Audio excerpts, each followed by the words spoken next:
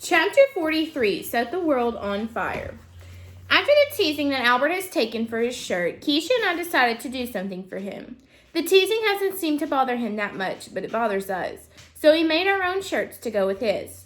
We walk up behind him while he is organizing his papers into piles. Albert, do you like our shirts? I ask. He turns around and stares at me with a shirt that says steel and Keisha with a shirt that says magnesium. I think it's the first time I've ever seen Albert truly confused. Okay, Keisha says. Get it? They match your shirt, but not the genius guy alone on the rock in space with his robot thing, because I told you I thought that was a bit creepy. Albert is still confused, so I interrupt. The shirts match because the three of us together are going to set the world on fire, like Mr. Daniels says. Yes, he says, flint, steel, and magnesium are commonly used together for fire starters. I get it. Yes, The corner of Albert's mouth twitches, which is like someone else doing cartwheels down the hall. Without thinking, I yelled to Shay across the room, Hey, you tease one of us, you tease all of us. Shay has an expression like she's just smelled rotten meat, and it makes Keisha and me laugh really hard. Then I pat Albert on the back. Just wanted you to know that you can always count on us. Well, that would make you either a set of fingers or an abacus. Albert, seriously? Keisha shakes her head and then leans forward. It means we think you're a cool dude. We're allies, I smile. He goes back to arranging his papers. Yes, I know, he says softly. I am most grateful. Chapter 44, Tales of a 6th Grade Something. Travis drives me to school because the project I did for our book report is too hard to take on the bus. I've always used my art for projects at school, but this is a 3-dimensional scene for a piece of wood. A scene from Tales of a 4th Grade Nothing, the book that Mr. Daniels gave me to read. What's gotten into you, Travis says. Since when do you smile like that on a Monday morning? I'm going to school feeling proud for once, so I just sit there continuing to smile. Hey, he says, hitting me on the side of the leg. I'm happy to see you so happy about school, Al. He laughs a bit. To be honest, I wouldn't mind feeling some of that. When I get to class, lots of kids surround me. I guess it's because the project is so big. Shay is the first to come over. She looks at the kitchen scene I've made mostly of paper, including a working light over the sink that Travis helped me make. How'd you do that? Shay asks, pointing at the lit light over the sink. There's a battery underneath. She looks disgusted. And you made that? Oliver comes over and grabs for the light. Cool! Before I can move, he knocks the wire, which makes the light go off. Shay begins, Oliver, you're such a... Leave him alone, I interrupt. If I don't care, you shouldn't. Shay and Oliver are both wide-eyed, but for different reasons. Oliver smiles a little. It's okay, Oliver, I'll fix it. Shay is squinty-eyed for a bit and then laughs in a way that is louder than normal. She's pointing at my project. I read that book like 4 years ago, and there aren't any soldiers in it, she says, pointing at the picture hanging on the wall of the room I made. Max comes up. What's up? She has a picture in here that has nothing to do with the book report. Allie? Shouldn't be about the book. Well, I say, feeling a little warm all of a sudden. Most houses have art on the wall, so I figured I'd decorate the room and drew a picture of my dad in his uniform. Wait, Max brightens. Your dad is in the army? Yeah, that's cool. What does he do? He's a captain with the tank division. Your father drives tanks? Seriously? That's awesome. I look up. Thanks. He holds up his fist to fist bump me, and as he walks away, he tells the other guys about my dad. From the look on Shay's face, she can tell that her insult backfired on her. Then Mr. Daniels comes over. He's wearing a tie with books on it. Wow, Allie, that is amazing. He leans forward and drops his voice. I'm really proud of you. My response is stuck in my throat. I watch a series of movies in my head, trying to see a time when a teacher has said this to me. There isn't one. Allie, he says. Still, I can't speak. Usually when I find myself unable to speak, it's because I'm humiliated. I liked this feeling a lot more. Chapter 45, My Brother's Question.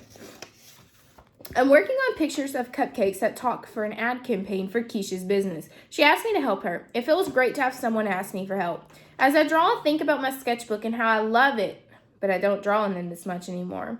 It used to be the only thing that made me happy. Now I have other things too. I hear Travis chewing gum in the doorway before I see him. Without looking up, I say, Mom told you to stop chewing gum like a goat. The whole room is not supposed to hear you. He goes silent. Weird. I finish erasing a line and look over at him. He looks kind of stiff, hands stuffed in his pocket, and then he takes one hand out and brushes his chin with his fist. Travis, what's wrong? I just wanted to ask you a question. You want to borrow money or something?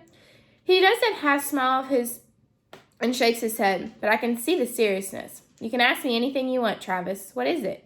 He comes over and sits on the side of the bed. That teacher of yours, Mr. Daniels, what does he do after school with you? You mean chess? He shakes his head. No, the reading. What does he do? I mean, do you just sound out words and stuff? I put down my pencil. Well, we talk about words, but it's not the same as other teachers. Like, we never use paper, ever. He has me write letters in blue or pink sand or sometimes in shaving cream. Really? So you can read now? Well, not yet, but it's getting easier. It can be like running up the side of a building sometimes. I get so tired, but I'm doing better.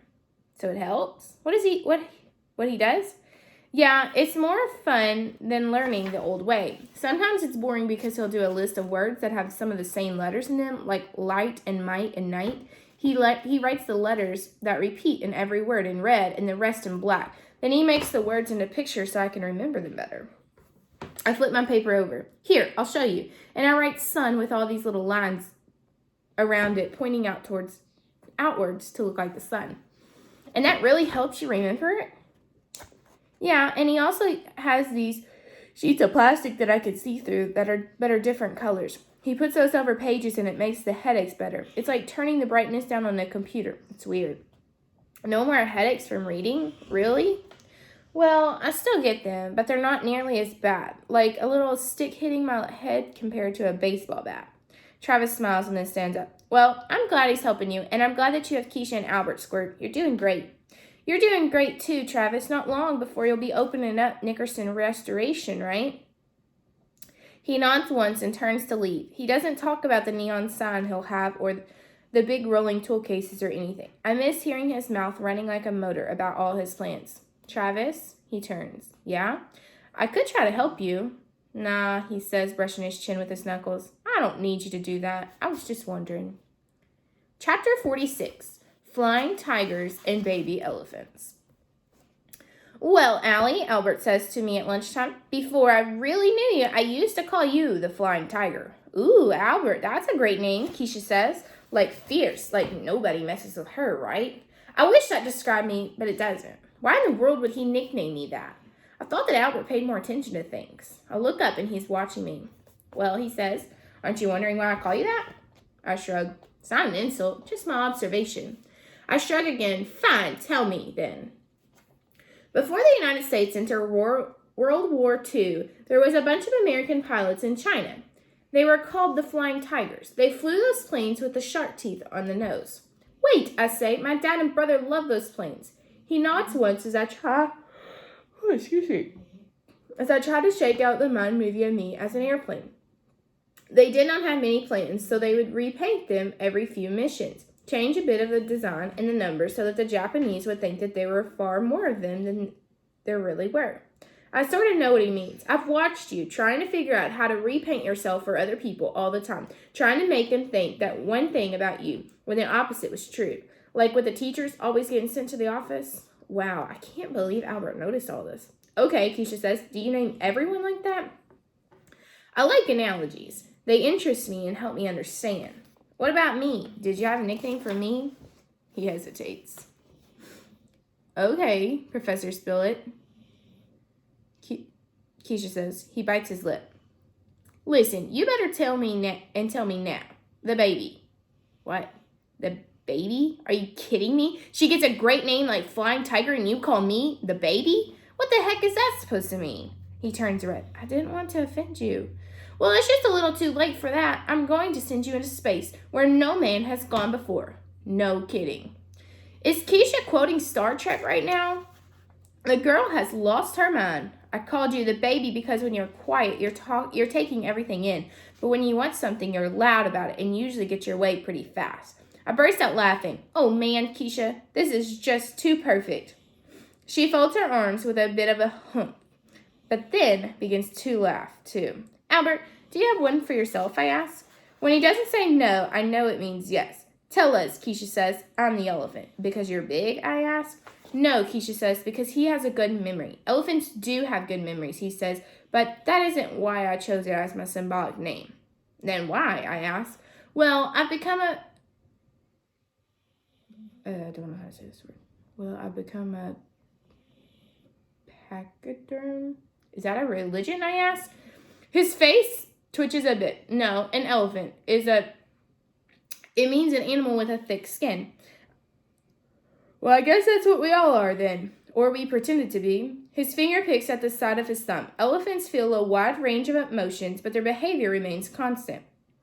On the outside, happy and sad often look the same. I can't remember the last time I had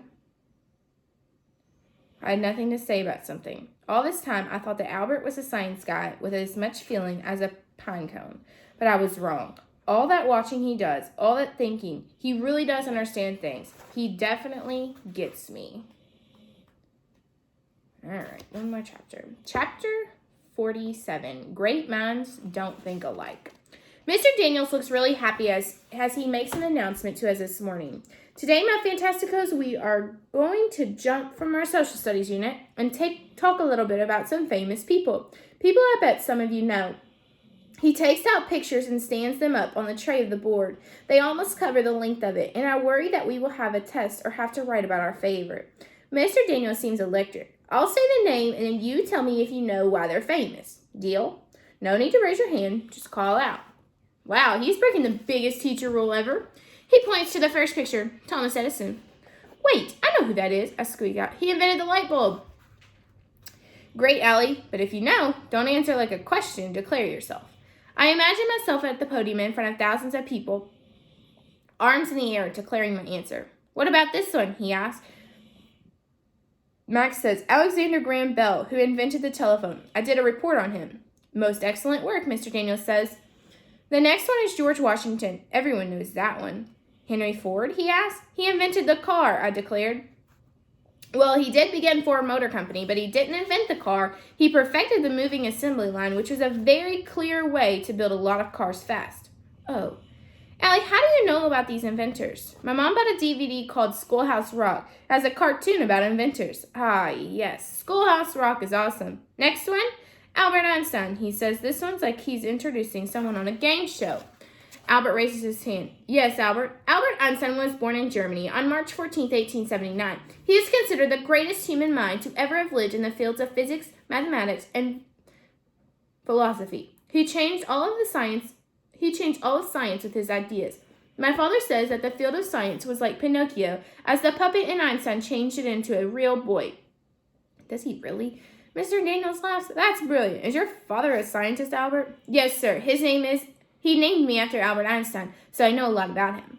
Keisha whispers to him, is that why you style your hair after him? She turns to me. That boy has never seen a comb. Style my hair? Albert asks, confused. Mr. Daniels walks back towards the pictures.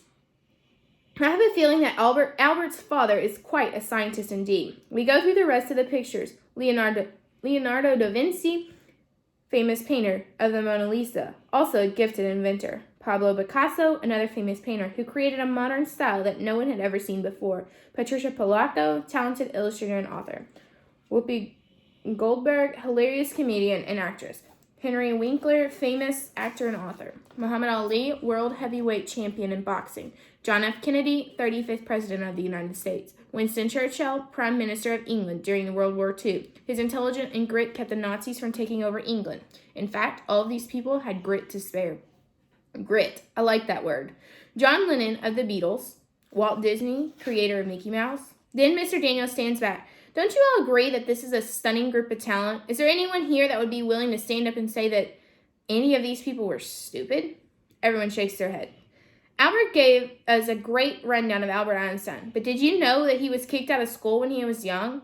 His report card said that he was too slow to amount to anything. He couldn't memorize the months of the year. In fact, he had trouble tying his shoes. But he was and remains one of the greatest minds we've ever seen.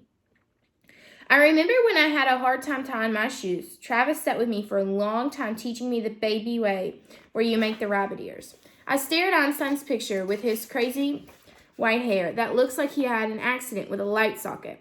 How could he figure out something like time travel and not know the months of the calendar?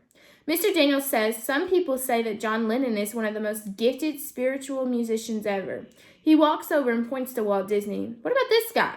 Did you know he was told by a teacher that he wasn't creative enough? He moves over. How about Henry Ford? He was born understanding how an engine should work.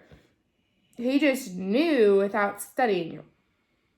Hey, that's like Travis. He walks towards the window. Knew exactly how it should go together. He never went to school for it, but he was such a genius with machines. He worked as Thomas Edison's engineer for a while. He built his first car by hand by building a motor and putting it in between two bicycles. And with his idea of using a moving assembly line, he ushered into a new world. He walks back towards the board. You know what all of these people have in common? He asks the class. Then he stands in front of my desk and looks me dead in the eye. Many believe that they all had dyslexia. I feel it in my gut. In fact, I feel it everywhere. He smiles a bit. That's right. As children, they struggled to read, even simple words, and based on some other clues as well. More experts now believe that they had dyslexia. But of course, we know their struggles weren't because they were stupid. It's just that their minds worked differently, and thank goodness they did, because otherwise, we may not have telephones or light bulbs or stunning works of art, he smiles. Oh, and we wouldn't have Mickey Mouse.